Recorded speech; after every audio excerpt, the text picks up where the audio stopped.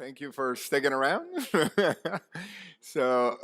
my name is David. I serve as president at Pacific School of Religion. And as I've already said earlier, that's Pastor Jennifer's alma mater. I've been at PSR for about 9 years. It will be 9 years in January. And it's just a really remarkable community and a great place. Oftentimes, I'll say a little bit about myself in terms of this conversation and then share a few slides and talk through a few things. But my hope is that we can get to thoughts, questions that you have, and hopefully add to the conversation you already are having as a congregation about how to become a more welcoming space and have an influence on your community, not just the congregation, but the area around an important issue around migration. Migration and this conversation for me is very personal. I'm originally from Guatemala, so it's my own experience of migration. I like to joke that my family is connected by love and coffee. So Guatemala has some of the best coffee in the world. I would say the best, but I have to keep it open. And my children are originally from Ethiopia, which is considered the origins of coffee, right, in Ethiopia. So they also are immigrant in a different way, having grown up in this country, but coming as children. And then my wife's family is Finnish. Finns drink the most coffee per capita in the world. And even though my wife Carla was born in the U.S., and so was her father and mother, and so was her grandmother, her father never learned English until he went to to elementary school. Carla grew up with a very clear Finnish identity, going to church in Finnish, even as a third generation growing up in northern Minnesota. So migration is both a personal reality. I think it has shaped my life, the life of my community. You'll notice my last name is Vásquez-Levy, so that's a hyphenated last name. Vásquez is my dad's side of the family, so there's a particular history of migration into Guatemala on that side of the family with native communities. And the Levy is my mom's side of the family that is Jewish. And so that's another experience of migration that has shaped my family history with displacement that's been forced generations after generations. So I come to this with a personal commitment and interest, conviction that migration is one of the key experiences of human life. People move constantly and either pursuing opportunities, or we'll talk some about that, or leaving from things that have been difficult. But something happens in the sacred text where humans, when they're on the move, are open to the divine in particular ways. Most sacred stories have to do with migration. I reflected on that today on Jacob, who spent his life in exile and now is coming back. But most stories in the Bible have to do with migration. My hope in our conversation today is that we might move a little bit beyond the standard texts we use to speak about immigration. So if you've ever put together Bible and migration, what text comes to mind? What scripture? Exodus, okay. And so, Abraham, yeah. Moses, Purim, yes, Purim, we're just, yeah. So Purim is the story of Esther, and again, she is displaced, has to hide her identity, pretend to be somebody else and come back. Ruth and Naomi, right? So Naomi has to migrate because of hunger, and political instability, and then ends up coming back. And gender inequality, all these things. So there's a great Bible study many Bible studies on the book of Ruth. So anyway, so I come to this both with a personal commitment, but also an understanding of it through the lens of stories and migration. And sometimes I'll be asked, like, why are you thinking about immigration? You're a seminary president. Go do those things and get ready, get people ready to lead worship. For me, this is one of my communities of accountability, right, on whose behalf I do my work.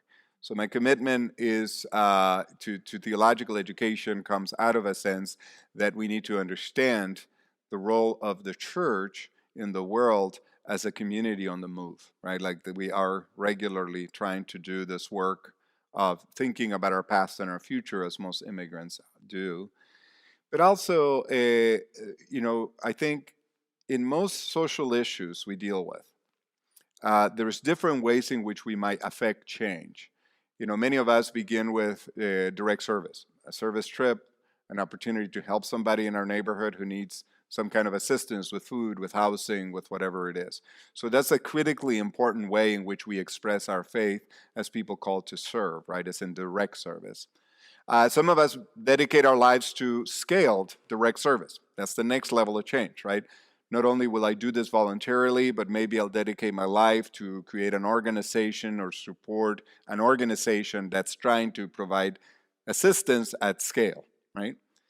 And that's important work as well. At some point, if you're in that work, you're a social worker or a leader of a not-for-profit, you start thinking policies are whacked. Something needs to be thought about in terms of the policies that inform this work, right? And so people might run for elected office or try to create advocacy work around policy in order to try to deal with the things that ultimately create the conditions and how we respond. All of those levels of change are critically important. Theological education for me, the work of the church, is actually the next level, which is what we need to do right now. And this is the narrative level, the frameworks level. There are certain narratives that inform our policies that then lead to the ways we are able to respond. So what are the narratives about immigration? The big picture understanding. Are we a nation of immigrants who are strengthened by the arrival of immigrants? That's one narrative. There's a different narrative. We are under threat by the displacement. We have a privilege we must protect. That's a particular narrative, right? So right now, I think, not only in immigration, but in many other issues, we really need to be thinking about these big narratives. To me, that is what theological education is about. And because of that, it's not just the work of preparing clergy. It's really the work of the church trying to, at this moment, wrestle with how do we understand the world and what is happening and what influences that. And what does our faith, our understanding of the big picture, what God desires for the world, how does that influence how we think about issues that matter, about the environment or about immigration or others? Does that make some sense? Okay. Before I get started on a few things, just a few things. What brought you into this conversation? What are you hoping we might get to?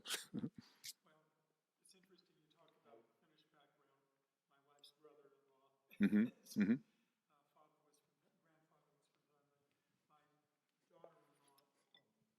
My daughter-in-law is from Guate, as she says.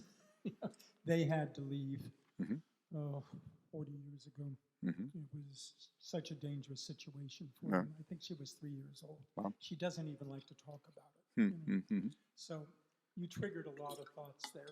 Yeah, so thinking about personal life experience and your family, it's about displacement, yeah. And then I think about the Falasha Jews Mm-hmm. having to go back to Israel and not being fully accepted because of the color of their skin. Yeah. Even though they are probably directly related to Solomon more. Yeah, so lots of things to think about people's mobility, so thinking of that globally. Okay. Thanks, sir.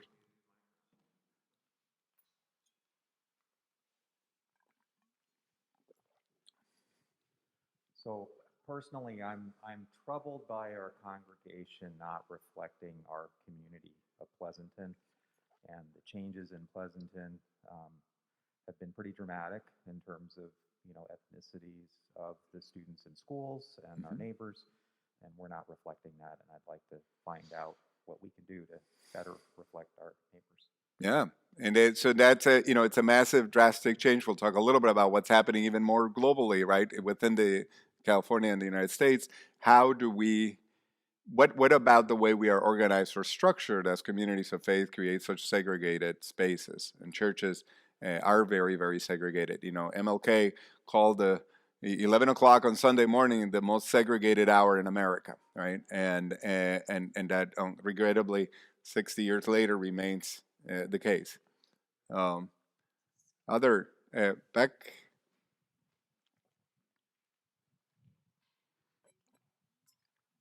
Well, I'm here because I came to church today.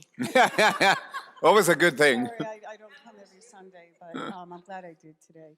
But I'm really appalled by the way our immigrants are treated and just bussed wherever and lied to. But on the other hand, in terms of balance, how do we balance the needs of the immigrants with the needs of our Americans? I have a relative that's barely living paycheck to paycheck. And how do we care for them? And how do we care for everybody Yeah, fairly? yeah. Well, you know, it's interesting. There's an encounter of Jesus with a lawyer, right? And we sometimes, the way the text reads is a lawyer stood up to test Jesus, right? So it's set up already as, you know, that's what lawyers do. They're a pain. And so his question is, who is my neighbor, right? And it's easy to dismiss that question. However, the United States has two very complex legal systems, the most complex, the tax law and immigration law. Those are the two most complex. And the question of immigration is, who is my neighbor? Who has the rights accorded to citizenship of this particular nation, and how far can we extend it? So the question should be wrestled with, right, about what exactly, how do we think about that question of who is my neighbor and to whom do we? Jesus' response is, you know, pushes us a bit to redefine what that may mean. But yeah. Did you have a comment question?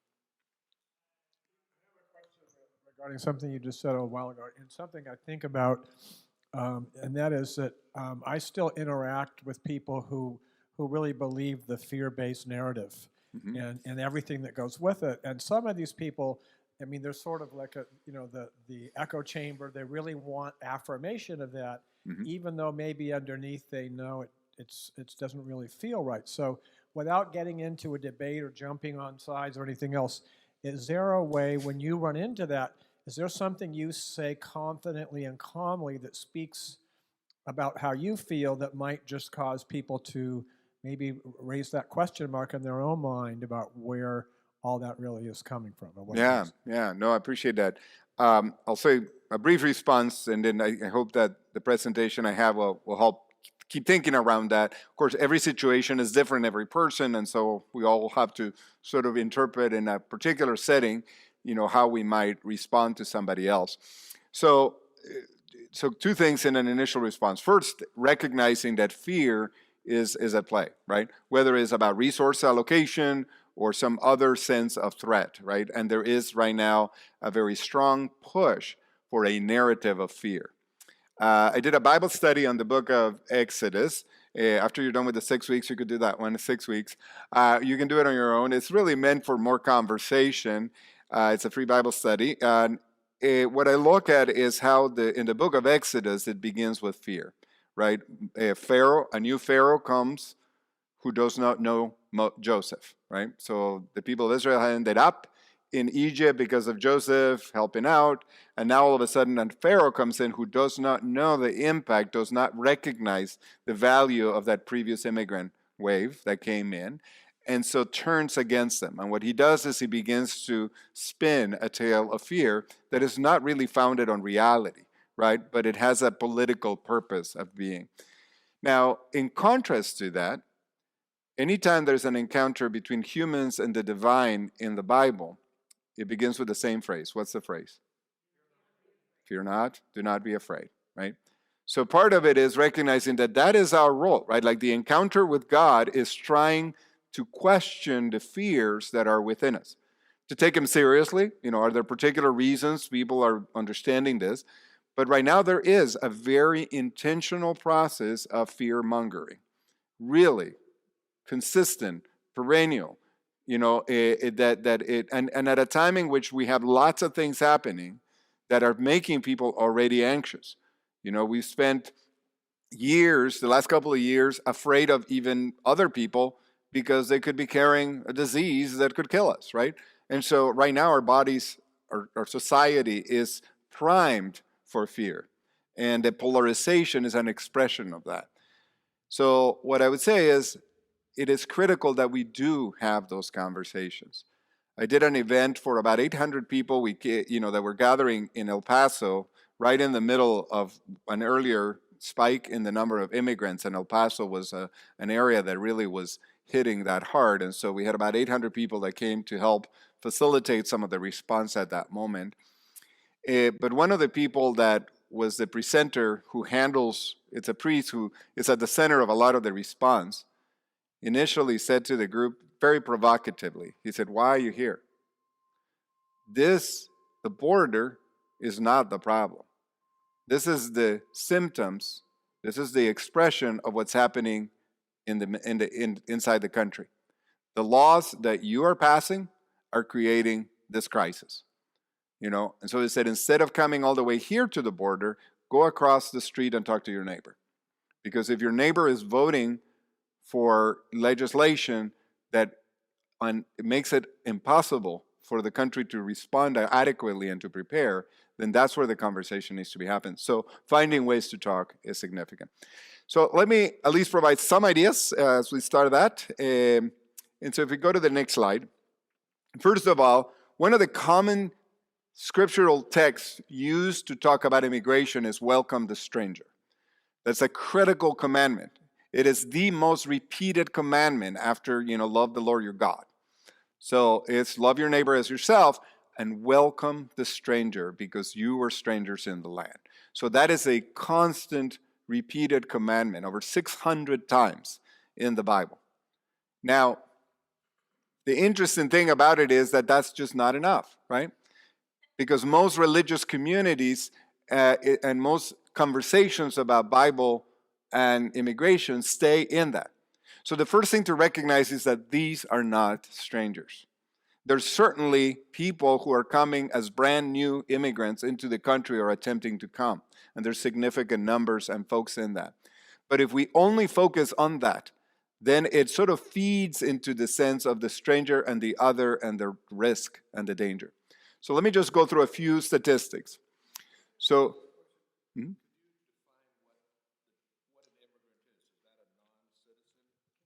anybody who was not born in the United States. Okay. In this category is anybody. So in these slides that I'll share now, the question was, what's an immigrant? In this slides, anybody born, foreign born. That was not, foreign born, but not to U.S. citizens. So not born, if your parents are U.S. citizens and you're born abroad, you're a U.S. national, regardless of where you're born. But so these are immigrants so 27% of California residents, 1 in every 4 Californians is an immigrant, born abroad and then lives in California. That is the highest of any state in the nation. The next one that has a really high number is New York, and that's only 22%. So that's significant, but California has the highest. If we go to the next slide, and this is really significant, almost half of California children have at least one immigrant parent. So when the church does not engage conversations about immigration, what are we saying to half of our children whose lives are deeply affected by the decisions we make around immigration? So this is why this is an issue that it's not just a political issue. It is really an issue that the church ought to be concerned about. One of our concerns is where are children in our faith communities? Part of it is, are we tending to the issues that ultimately affect most of the children in our state? Does the community see this space, the church, as the place that is deeply committed to their well-being, to not just preaching, but delivering the gospel? If we go to the next one. Of the roughly 10.5 million immigrants in California, 2.9 are undocumented, or about 28%. The next thing, though, that's significant, if you go to the next slide, 78% of immigrants in California are citizens of the United States or have some other legal status.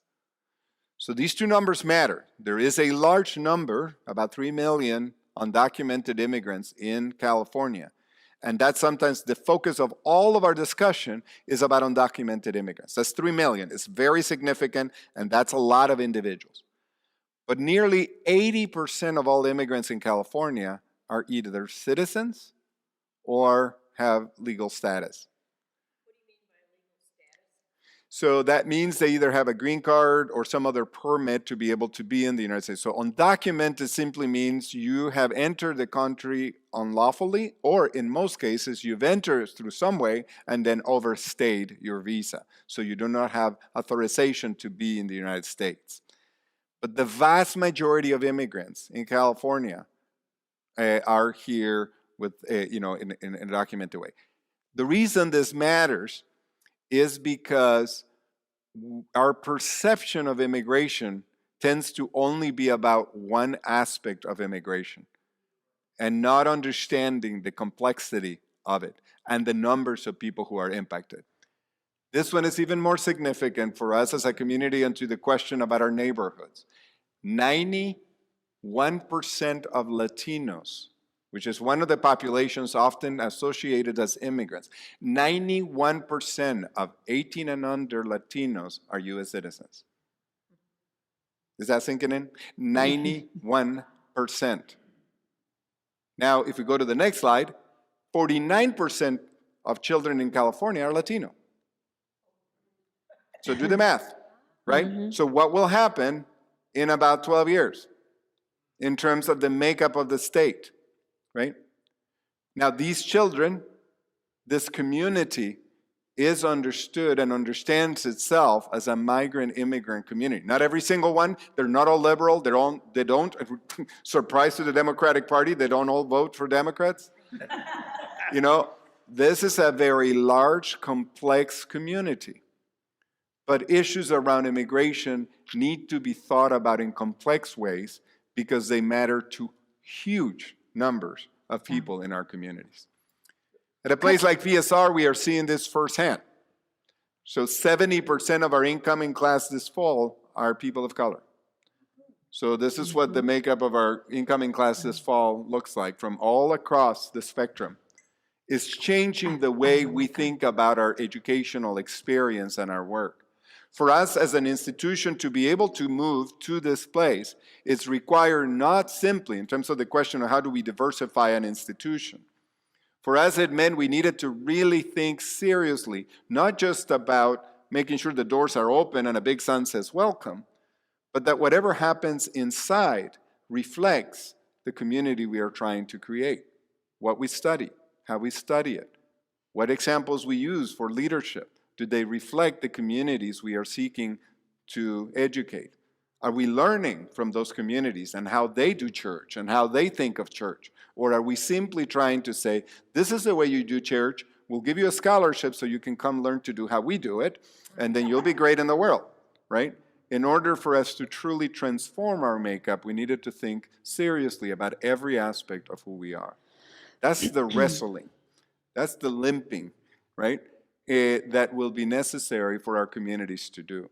You can feel it in the pit of your stomach. I'm not sure what that means. How are we going to do this? You know, the thing is, in the whatever time we have left, you'll keep me to time. We're not going to give you the exact answer of the program you need to do, but hopefully frame the level of its significance, how important it is given the reality of the nation and the people around us, particularly in California, and then also our calling to be able to do that. I wanted to just remind everyone about, thank you for bringing up the statistics of immigration in California. And we've talked more in our community about immigration here in Tri-Valley, and those numbers are higher, right? So in Pleasanton, it's more like 33 to 37% of the community is born outside of the United States. 33% are in some process of permanent residency, citizenship. And because of the changes in migration patterns, the youngest and newest in our community, those numbers are even higher among them. So So, so part of it is starting to then think about how might we engage and get to know that large percentage of the community. We do need to think of that part of some members of that community as needing our support and assistance. But that can't be the only framework we use, right? We need to understand how they are actually the backbone of much of our community, right? And how are they helping to shape it?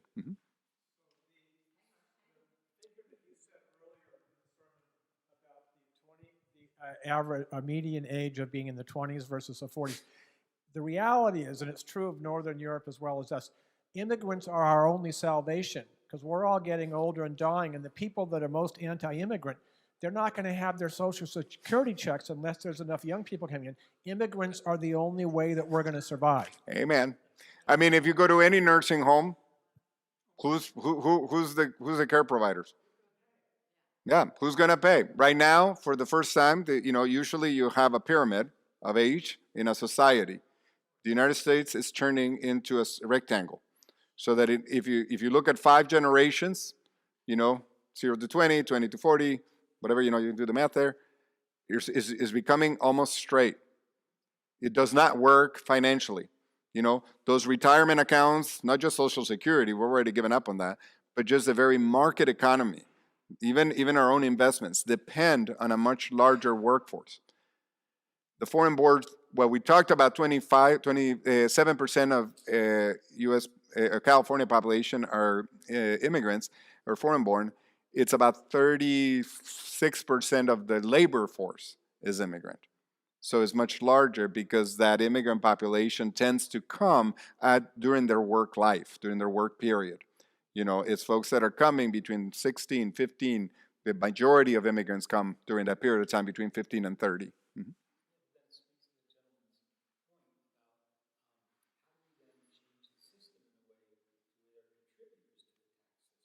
Mm-hmm.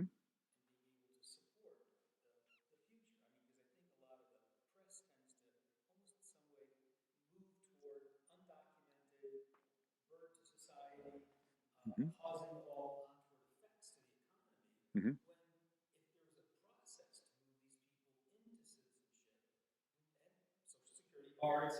Mm-hmm. Mm-hmm. Yeah. So 2 things, and I'll come to your question about that. The first one is, you're right, this is a fear-driven rhetoric. Every single study done on immigrants and the economy is a positive in every single setting. It doesn't really matter. A larger immigrant population improves the economy of any city, state you're in, period. It's a plus. Right now, New York has a large influx. There's concern about it. Solution, let them work. And they're all looking for work, and there's a lot of need for work. What we have as a nation is we have a very kind of confused idea between, we have 2 signs on the border, on all of our borders. One says, keep away. The other one says, help wanted, right? So this is the dissonance. But on the economic reality, first of all, immigrants pay taxes. They just don't benefit from them. Even undocumented immigrants pay taxes. The only way an undocumented immigrant doesn't pay taxes is if their employer doesn't submit those taxes to the state. But that's the employer's responsibility. I don't know about you all, but I'm sure I'll file my taxes in April, but I'm required to file taxes and my employer is required to take them from me, correct? If we just left it up to everybody just being nice and showing up and bringing it in, it is the employer's responsibility to take your taxes. Most of them do. There's a massive surplus into the Social Security that is part of what's keeping it alive, of undocumented workers and even unauthorized immigrants who pay into the system but cannot get those benefits back. So that's the system right now. So actually, undocumented immigrants, all immigrants, pay taxes because they overrepresent in the workforce, actually pay more taxes on average, not necessarily based on wealth, but percentage of participation into the tax system. So the numbers are there. The reality is that. But the narrative is one of fear. The narrative is one of scarcity. And the focus on saying our systems are being taxed. That's a particular narrative. Even our current surge in the number of immigrants is really minute for the size of this nation. It really is minute. So what I want you to try to imagine, so I did some work in Jordan. Jordan is a tiny country, and it has millions of immigrants, of refugees coming from Syria's conflict, from Palestine and Israel, from displacement, from all around it. That's an overwhelmed system. When you have a population of refugees that is almost a third of your entire population. We're a huge nation with huge assets. We are not really threatened or incapable of managing the well-being of people that may be coming to us. But we've created a system that is not intended to facilitate that, but is intended to stop it, right? Mhm. Here and then here, sorry. Huh?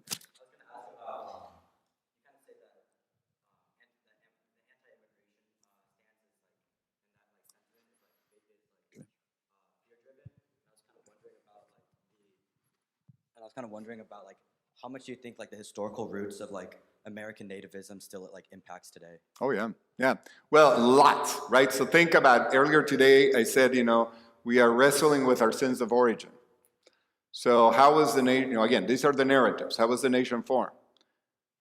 Freedom-seeking people who had been exploited and were escaping the oppression of monarchies came to this nation to build it. That's our narrative, right? Of course, the counter-narrative or the other underbelly of that narrative is there were people here, right?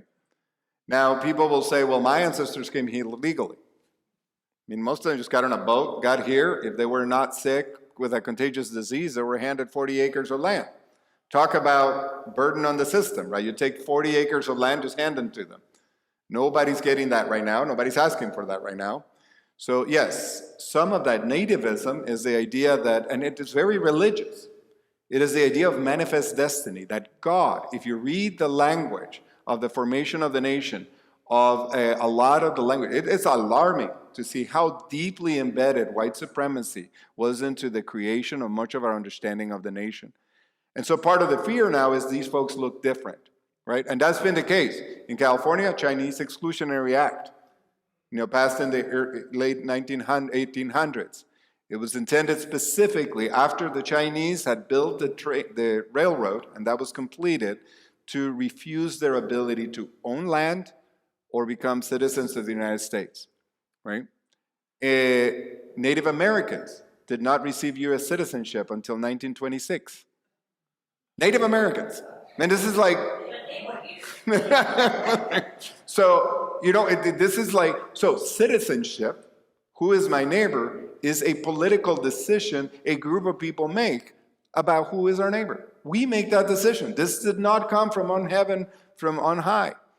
We as a nation decide who is part of our community, who has the benefits of this community, and how they have the ability to contribute. And that's what our policies are about. I mean, we're trying to defend our democracy for a reason. I think there were a couple of you here. Oh, Mike, yep. Oh, sorry, you had one, and then we'll go back, sorry. You kind of addressed it, but the biggest thing is, you mentioned is the legal and the tax portion. The legal and the tax portion. And the tax portion is the thing. Because you addressed partially that Social Security, I've heard 25% of Social Security income comes from, well, undocumented people who will not necessarily ever be able to collect it. Mm-hmm. So that 25% is supporting the other 75% in a large faction. The same thing goes with workforce, especially when you get to the skill sources which don't take a lot of education to do it, masonry, construction, and things like that. High percentage. Do you have numbers on any of that, on what percentage are undocumented? Yeah, well, so yeah, you go ahead and pass it back. Broadly, let me see, if we go to, let me just start out with an interesting image here. Can you go to slide 24? Yeah, there we go. So this is an article from a while back. This is from 2009. So this is right in the middle of our last, crisis, economic crisis, the bubble, the housing market bubble. Give me your tired, your poor, your startup founders. So this is what the choir was singing about, right? So the first thing to the statistics about participation in the labor force, 56% of Silicon Valley companies, startups, have been founded or co-founded by a foreign-born individual. 56%. So the first thing to think about is migration affects the entire spectrum of our economic reality. That's probably the case here in terms of the immigrant population. So it's important to focus on the undocumented individuals who are coming out of need and desperation. It's also important to pay attention to the fact that actually immigrant communities are quite complex and bring lots of different levels of skill and capacity. Because our system is set up to benefit more skilled labor in terms of technology, where our needs are in that area, we recognize that need. We don't recognize it even though we have it in landscaping, agriculture, healthcare.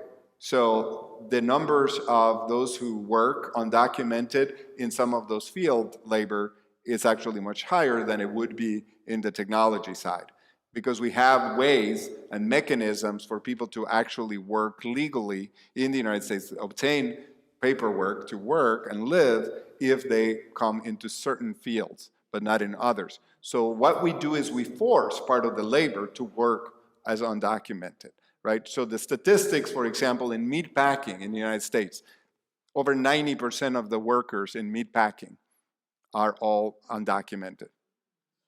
Yeah. So think about what happened, if you look up the story of the children of Smithfield. It's a powerful story about how the parents were being forced to continue to work through the pandemic, to continue to produce our food, right? And because they had no way to represent themselves. They couldn't speak up. Because creating a population that does not have access to legal representation and access to be part of the nation actually creates a real crisis for them. It creates the opportunity for their exploitation, for the reduction of their compensation. Those things are not the cause of their being immigrants. It is the cause of making some of them not have the ability to have legal representation. And it's also the consequence of the lack of enforcement. Because actually in the United States, it doesn't really matter whether you have a permit to work or not. If I hire you to do a job, I'm required to keep all the wage and hour laws. I cannot exploit you, right? So even if you're undocumented, you're supposed to be getting minimum wage, you're supposed to be getting overtime. The thing is, nobody's prosecuting that. So if I take advantage of you, you can't go talk to anybody because the first thing they'll do is ask you for your papers.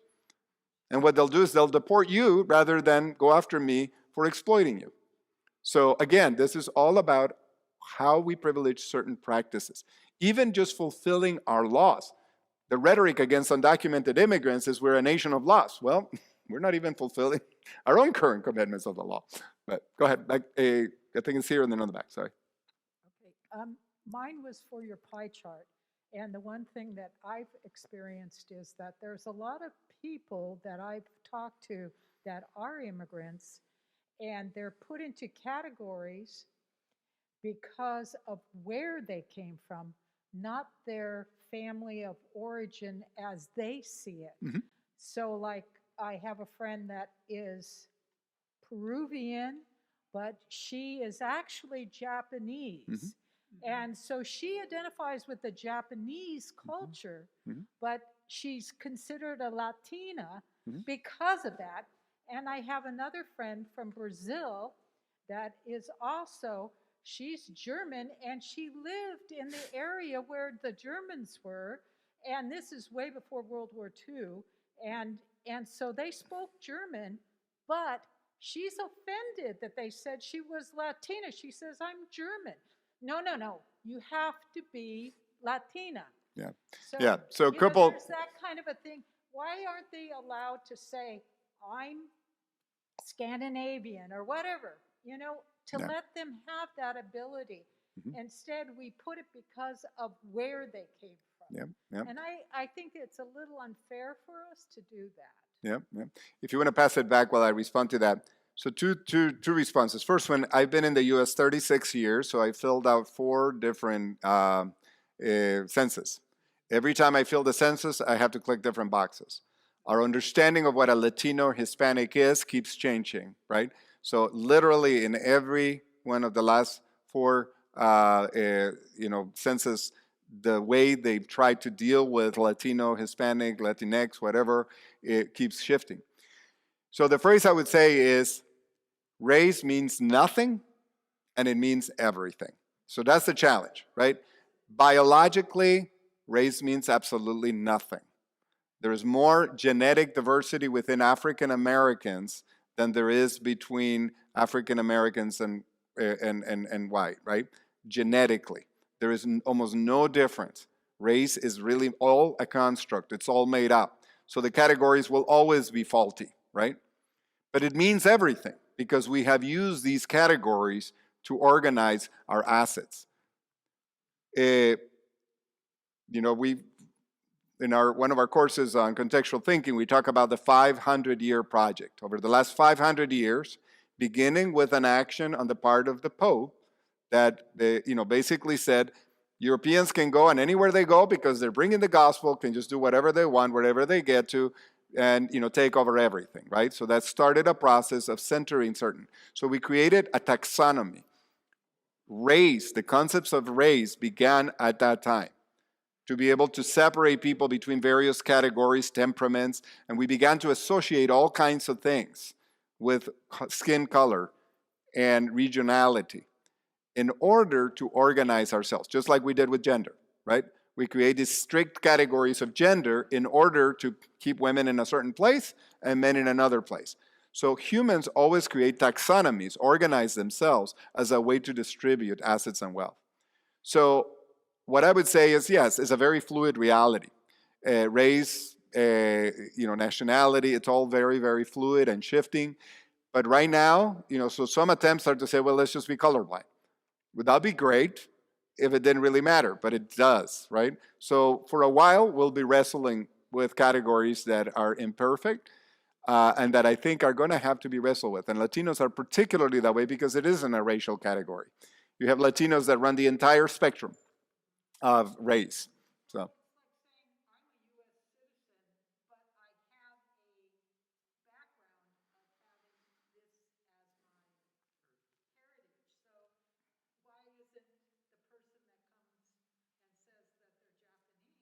Mm-hmm. Yeah, exactly. Well, and the interesting thing is, depending on where they're at, if they're walking, for others, who I have friends who, my neighbors across the street were Korean growing up in Guatemala, for them, for some people it's the opposite, right? Like they're not recognized for that part of their identity. They're only viewed through, particular kind of descriptions that people may have about what a nation is. And of course, Asian, what does that mean? Like, 2/3 of the population of the world? So part of it, in terms of what you're saying for Caucasian Americans, the difference is I'm Latino or Hispanic American. My children are African American, right? So there's already an automatic qualifying to be an American. If you're white, you can choose to celebrate your heritage, but that's not necessarily something that anybody else is putting on you, right? Does that make sense? So that's even a weird dynamic in this, right? It's like for some people, this is a choice. I can elect to celebrate my heritage. Many of us lost it, may not have much understanding of it. But for others, no matter how long you've been in the country and how long your family has been, this hyphenated identity is imposed on you. So lots of work to be done about how we think. And it's all about boundaries, right? And who belongs. So. There seems to be a labor shortage in the building trades and other hands-on jobs. Because a lot of young people don't want to go into that work to get their hands dirty. Is it true that that's much more true of native-born young people than of immigrants? In terms of their desire to continue? Their willingness to take those kinds of jobs. Yeah. I mean, I think, for any of us, the nation or our economic system compensates certain things. The farther you are from the ground in your job, the more you get paid. So a friend of mine says, if you get up in the morning, the difference in your job is whether you shower before or after you go to work, right? So do you shower to go to work because your work is clean? Or do you shower after work because work in itself is dirty, right? And it makes you dirty, right? So that's the distinction. So the whole society is structured to privilege, certain forms of work and not others. How we get paid matters greatly depending on the kind of work. So yeah, every person that has a chance to do something that is better compensated, that requires a different kind of effort or better serves their skill, will pursue that. And so generationally, as people have options, they'll exercise those options. But we want that to happen, actually, right? We would want both our individual children, but the nation as well, to educate, to be better prepared, and to develop more work and other kinds of work. So the question is, in construction, again, similar to meat production, construction, the levels of construction for foreign-born, particularly undocumented, are upwards of 75%. And in some areas, it's completely. If you've had your roof done, if you had your lawn done, I mean, you know what that looks like. So, but at times, this is a really quirky thing. If you look at the story of Exodus, and Pharaoh's trying to deal with, first he says, the Israelites are more powerful and numerous than us. And in the event of war, they'll turn against us. So we must deal with them shrewdly. This is a political statement. It's a lie. The Israelites, even if they're multiplying like bunnies, are not going to be more than the Egyptians, and certainly not more powerful. But the political machination is to say, they're a threat. We're going to deal with them shrewdly. So he tries a bunch of different things. One of them is forced labor. And what it says exactly is that it imposed of them hard labor in field and construction. I mean, just think about how, this is like, where are we forcing people into work? The United States has raised its food through forced labor through most of its history. With slaves, with sharecroppers, with braceros, and now we have a legal system that allows us to have people that have no representation do this work so we can keep it cheap. So there are very powerful economic interests. They get dressed up as legality and illegality as if the law is God-given. We make the law. We decide whether we're going to get people to come pick all of our grapes so we can have wine and then not give them the ability to come in and do that with dignity and access to protections. We need their labor. In the United States right now, under our current law, immigration law, there are only 5,000, that's it, 5,000 visas that can be given to field labor. It's ridiculous.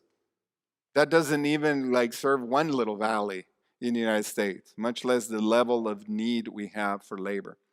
So we're not finding the solutions as to how we're going to get more brown people into this building. We're not necessarily finding the solutions about what we're going to do about immigration. What I hope that we are doing in this conversation is first recognize the significance of the conversation. That really this is, as we feel it in our bodies, something that requires what a third seminary word for you, metanoia, conversion. The text of conversion, when we are converted, when we are transformed, when the scripture says, do not be conformed to the ways of this world, but be transformed by the renewing of your minds. That this is the work of religious communities.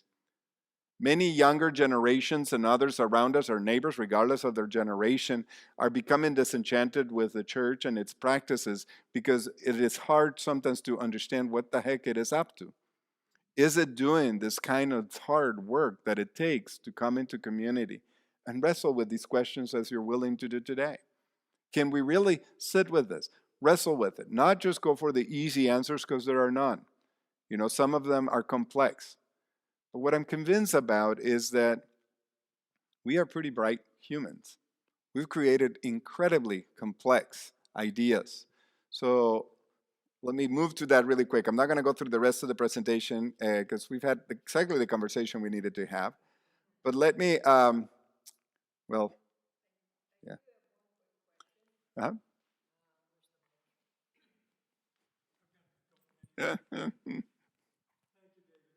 All right.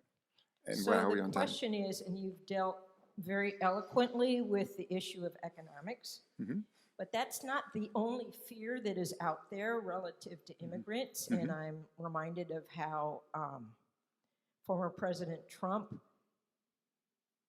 cast aspersions on immigrants as being non-law abiding. And how do you address that? Again, it's an calling the kettle black, yeah. It's the thing about it is that that's another example where it's about narratives and not reality, right? Statistically, undocumented immigrants have an incidence of crime that is about half of that of U.S. citizens. And there's a simple reason. You don't want to get caught. You know that if you get caught, it's not going to be just a slap on the wrist, right? You're likely to end up in a system that will deport you. And you'll need to be torn away from your family. You could end up with much greater consequences. So it's not true, but the perception is that it is. Some people might be convinced by numbers and realities. They'll question the numbers. They're not going to agree to it because they know the one person or the one situation. Because again, the news will kind of percolate this stuff. Again, one of those illegalities is, why don't people, make a line? People have been saying this for decades. They're making a line right now at the U.S.-Mexico border. There's a very long line. People are waiting, sitting in the river, literally waiting to be processed, right? We can't even process them fast enough because we pretend that, oh, wow, what a surprise.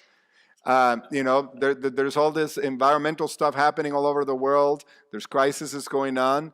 We as a nation have some responsibility, and so that will displace people. It will happen. So what I'm saying is the greatest illegality that people will perceive is that violation of crossing the border without authorization. The reality is most people would be very willing to stand in a line if there was one. The one that is there right now, which allows by our nation's laws, you can come to the United States as a refugee and request asylum. That is the legal framework we have. Right now, we are so backed up in processing that's where we end up with the sense of people just desperately going around those systems. But hundreds, thousands of them are literally sitting in the U.S. border, U.S.-Mexico border, waiting.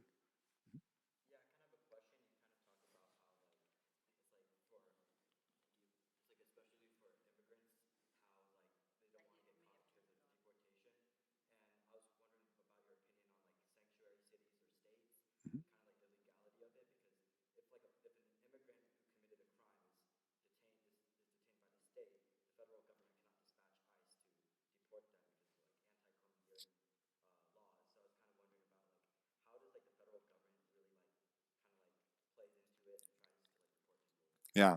So, we've had different periods of kind of heightened enforcement of deportation. On average, the United States had about 11 million undocumented immigrants for the last, it's been a pretty stable number for the last probably 15 years, 20 years. And that's because some people move back, others are, over time find ways into, authorized presence. But so about 11 million. Deportation is impossible. And everybody knows it, right? So I'll give you a number. PSR is in the campus of UC Berkeley. We were there first, actually. PSR was founded in 1866. 2 years later, the same founder started the California College or acquired it. That became UC Berkeley. So I like to say that there's a little prep school down the hill from PSR. So there are upwards of 40,000 students now at UC. You would have to deport the entire student body of UC Berkeley every day for a year, including holidays and weekends, and that's what 11 million people are. You would have to round up 40,000 people every single day and deport them, right? So deportation is not a solution. It is impossible to fulfill, right? So any perceptions we have that, Trump's going to say, I'm going to kick them all out, it would devastate the economy of the nation. It would do, as we have seen on our screens, devastate our very moral fiber as a nation to do. And everybody knows this. So it's all rhetoric. Now, that rhetoric comes at a very high price because a significant number, nothing compared to actually addressing undocumented immigrants, there's just no physical way to do it. Does this make sense? There's no physical way to do it. We do not have the capacity to chase this many people, round them up, and send them back, and it would devastate us. So what we do is we make a show out of a handful of them to create a sense of fear among the community. Is this what a powerful nation should be doing to some of the most vulnerable people in its midst? Is that really what it's in keeping with our Christian values, with our national identity? I definitely don't think so. Hence, this is not, it is not just a political issue or an economic one. It is really a true moral issue. So what we do right now is we jail about, we jail a lot of people, more than anybody else in the world, and a large portion of them are undocumented work immigrants who've done nothing most of the time, or perhaps a misdemeanor, but are jailed while they're waiting to be processed and deported because the system is so backlogged. So we do have a large number of people in our prisons that are here, that are in prison for nothing else other than an immigration violation. So these are tough questions. We've dealt with a few of them and just touched them. So where do we go from here? My own sense is that, and let me get to in a second, just that we're incredibly complex. We have created an economic system that assembles materials, this little thing. I mean, it's incredible what it can do. There are amazing minds that have been able to think about how to assemble an incredible amount of materials from all over the world and resources and technology to create something quite remarkable. Migration is ultimately a function of trade. People follow trade. Joseph ended up in Egypt because that was the trade line. When there was a conflict between siblings that led to the displacement of one of them, then, exactly, another one of the wrestling between siblings in the Bible. When his brothers sold him, they go to this point, Dothan, and they don't even remember when they retell the story which group took him. If it was the Midianites or the Ishmaelites, they can't remember. Because Dothan was the trading post, and caravan after caravan came by. So they didn't know if it was the 7 o'clock or the 9 o'clock or the 11 o'clock train. The thing is that Joseph ended up in Egypt because that's where the trade took him, right? When his brothers were hungry, there was a famine, where did they go? They went to Egypt. Now, why did they go to Egypt? They knew all the resources were going to Egypt. They had been shipping them there because that's what the trade does. So when a person in Guatemala is trying to find opportunity, where do they go? They know where all the products are going. All of our coffee, all of our bananas, all of our oil, all of our wood, it's all going north. So what do? They follow trade. The only product they have to sell is their labor. That's it. They don't have large cash amounts to invest. What they have is labor, work. That's what they want to come here to do. That's it. So we have created an extremely complex trading system, and that is creating an extremely complex migration reality. And the same brains and resources that can create that economic system, I believe, have the capacity to create a much more humane, much more thriving system of mobility.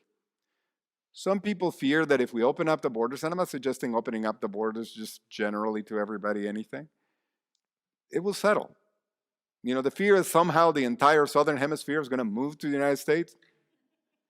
It's not going to happen.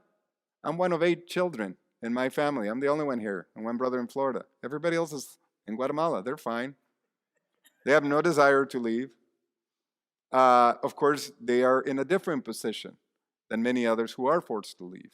They don't depend on crops that are being affected by environmental changes, like many people do. So what I'm saying is this fear that somehow this is all impossible to do is too complex. Well, I can tell you that making this thing is quite complex. But we can do that. We can do this. The role of the church, of our faith communities, is to bring inspiration to that work, commitment to it, accountability to it. The Bible is packed of stories of migration that connect with many of the issues we're dealing with today. They may not give us the statistics or the solutions exactly, but they give us a sense of where God is in terms of those who are on the move. And so I encourage you to spend time as a community, as you try to think about how do we diversify this community? How do we think anew about this place? To commit to that hard work together, to study, to learn together, to think about the various disciplines you either already work in or have worked in the past, and to think about how does that discipline, that tradition, that knowledge base help us to rethink a lot of these issues that bring us together. So I'll take one last question because we're at time, probably a little bit past it, and glad to stick around longer, but I want to make sure we at least have a moment where you can all. Well, mine's more of a process of what we can do. I had my granddaughter, who is 10, posted Hispanic Heritage Week. Well, her dad is half Hispanic. She has actually, and I've done DNA, and I'm kind of finding 34 nationalities in her. Now, people here will probably think of me as Hispanic, and most tend to think of me as Mexican. My mother would have arguments with my brother. No, you're Salvadoran. My mother is from Salvadoran. My ethnicity is 1/3 to Spain, 1/3 to Northern Europe, and the other part comes from Africa and all over the world. So that's me. I worked at a government facility, therefore I had to declare an ethnicity. I am actually stated over 40 years of working in the lab, Hispanic, not self-identified. That is how they classify me. My sister, Carlson, married a Swede. Her kids, in the school record she found, are defined as Hispanic. So I think one of the things we can do is educate, and I sent my granddaughter her heritage.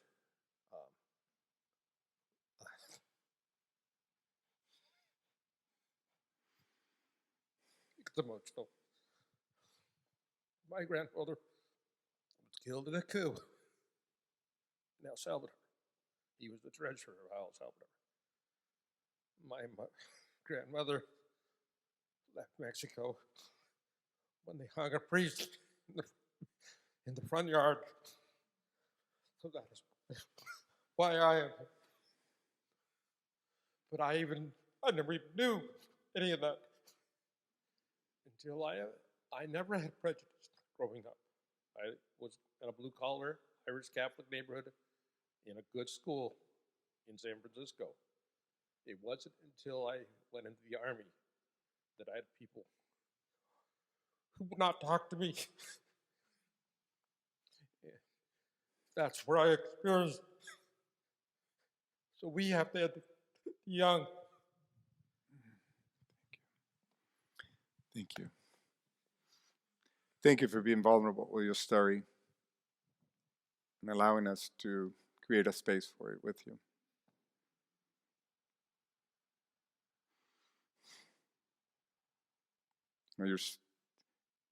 Elie Wiesel is a rabbi, author. He quotes the rabbi saying, God created humankind for the love of story. Our stories matter greatly. And the stories that are being told about immigrants and the reasons we have come, our own stories often of our families are repressed out of that desire simply to adapt to a new place, to a new community, and to avoid the legacies of inequality that have been attached to our origins. This is sacred work to heal our own individual, personal, family brokenness, to recognize that ultimately we are a heck of a lot more interconnected than divided, that there is an agenda for the taxonomies that have been created. And challenging those is hard work. But in the midst of that, and we focused on the challenges and the griefs, but as is your story, as is the story of many of our families, of many of us, there are also stories of incredible resilience. And if we begin to think about every one of these families, not as a threat to us, but really as the people who embody that same sense that in all of its imperfection formed this nation, longing, a yearning to be free.